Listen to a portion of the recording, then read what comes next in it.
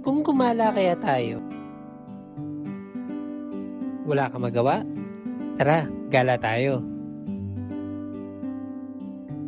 From Manila, halos 2 oras ang flight mo to Bohol. Gala tips, pwede kayo mag-rent ng van or self-driving car kagaya ng ginawa namin.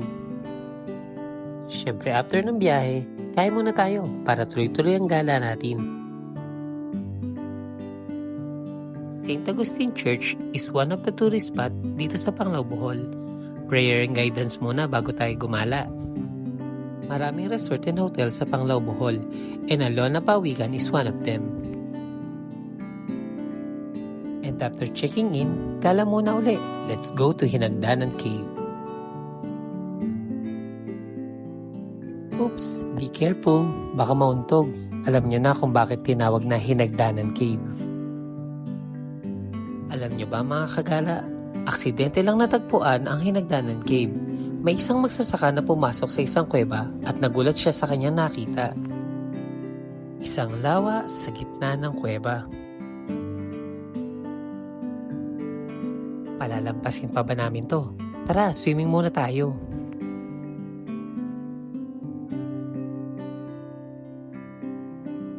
Pagkatapos mag-swimming, merienda muna bago gumala uli.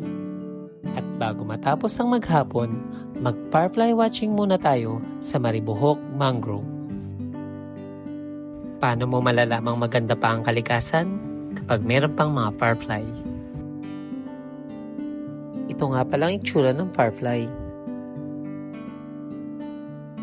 At pagkatapos ng mahabang gala, tulog na muna tayo. And it's another day. Siyempre kain muna tayo. At saan masarap kumain? Siyempre kung saan kumakain ng mga lokal.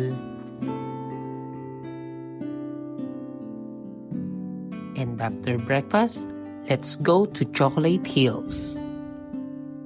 May shuttle na maghahatid sa inyo simula parking lot hanggang sa drop-off point. But wait, hindi talaga sila totoong chocolate. Nagiging brown lang sila during dry season at green naman during wet season.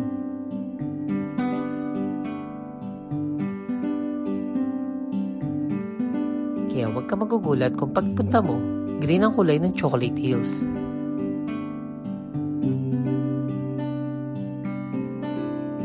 Alam mo din ba na there are precisely 1,776 individual hills?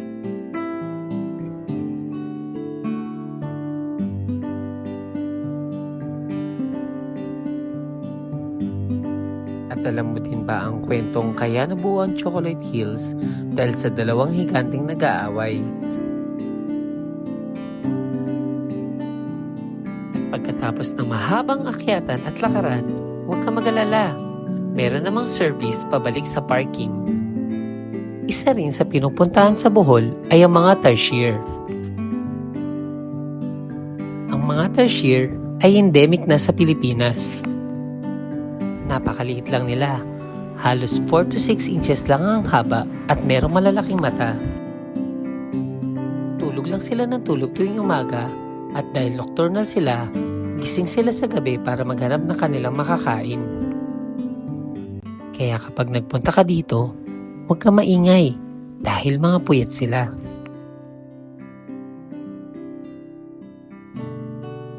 Isa sa mga favorite spot sa Bohol ay ang Bilar Man-Made Forest.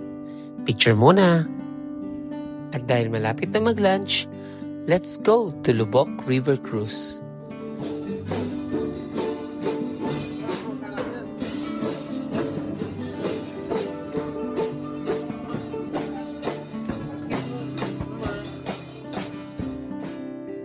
Ang Lubok River Cruise ay isa din sa main attraction sa Bohol. They serve Filipino buffet lunch and live music.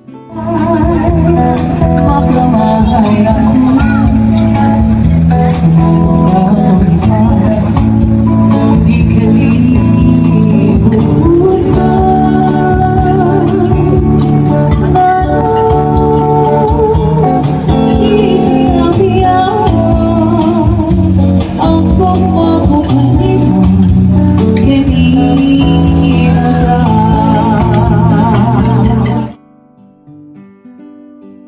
cruise, meron din silang cultural stop to watch local performances. Pwede ka ding makisali at makisayaw to experience Filipino cultural performances.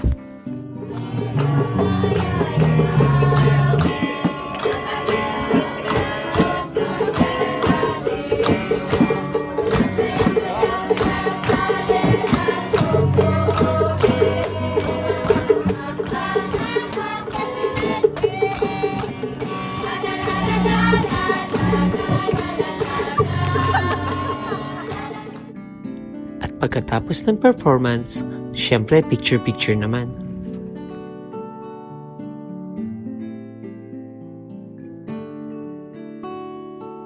Alam niyo bang sa pasalubong area, pwede kayong tumikim ng chicha worm.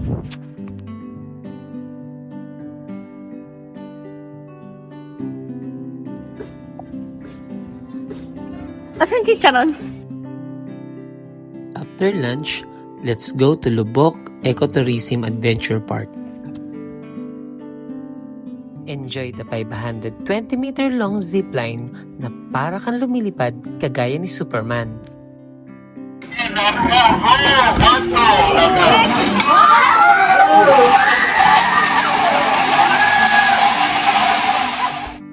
And after zipline, try naman natin ang cable car. The cable car is 100 meters above Lubok River.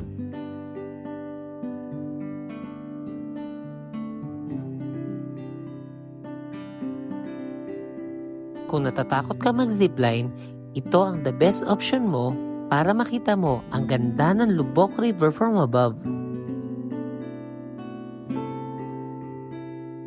And after zipline and cable car, let's go to Baclayan Church. Baclayan Church is one of the oldest and best preserved coral stone churches in the Philippines. And after a long gala, let's take a break in Bohol Bee Farm. Let's eat and get some ice cream and take a rest para sa susunod na araw. And it's our last day.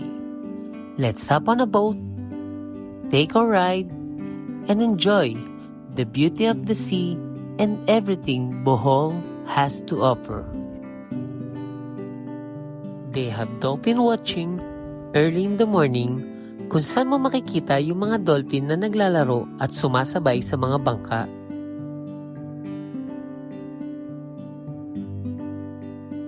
After dolphin watching, let's go to Balikasag Island.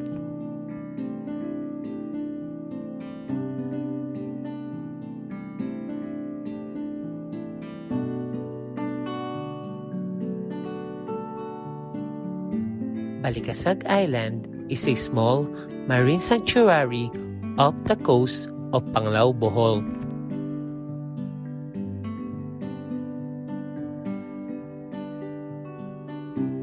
Famous for its crystal clear turquoise waters, vibrant coral reefs, and frequent sea turtle encounters, it is one of the Philippines' premier snorkeling and scuba diving destinations. And after snorkeling, let's go to Virgin Island. Famous for its powdery white crescent-shaped sandbar, crystal clear turquoise waters, and thriving marine life, it is quintessential stop on any local island hopping itinerary. And that is our Gala Bohol adventure. From the local people that we meet, and sa masasarap na local food, we want to say thank you Bohol for the experience.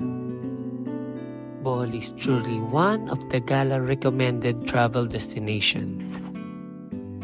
Till our next Gala Bohol! San kaya ang next gala? Kindly like, subscribe, and follow our page. Till our next gala!